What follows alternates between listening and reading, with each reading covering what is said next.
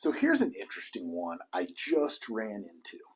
Talking to a new potential client, we'll call her Dana, and she tells me she's a teacher and she's got $100,000 in student loans. And she's wondering, can she even afford a house? So let's run some numbers. Let's get into it. And I'm going to show you, and you're going to be really surprised. So recently, there have been some changes, the federal guidelines for repayment on student-based loans.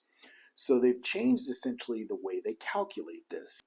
Now, they used to use 10% of that as a repayment plan for student loans. Now the number is 5%. So interestingly enough, in this scenario with Dana, where she's making $60,000 a year, through the income-based repayment program, she only actually has to end up paying about $225 a month on her $100,000 in student loans. So for someone like Dana, a first-time home buyer, we might look at a program called an FHA loan.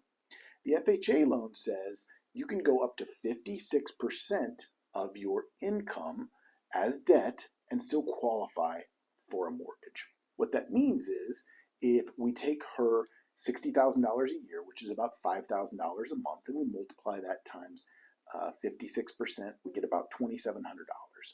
So let's take out $225 for her student loans. Let's say she needed to buy a car after she got out of college, spending $300 or $350 a month. Say she's got a couple credit cards for about a couple $100 as well. So what does that leave her with for a mortgage payment?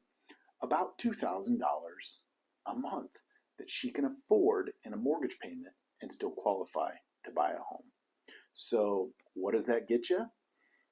With insurance, taxes, mortgage insurance, everything, you're talking about a $265,000 home that you could afford with $100,000 in student loan debts.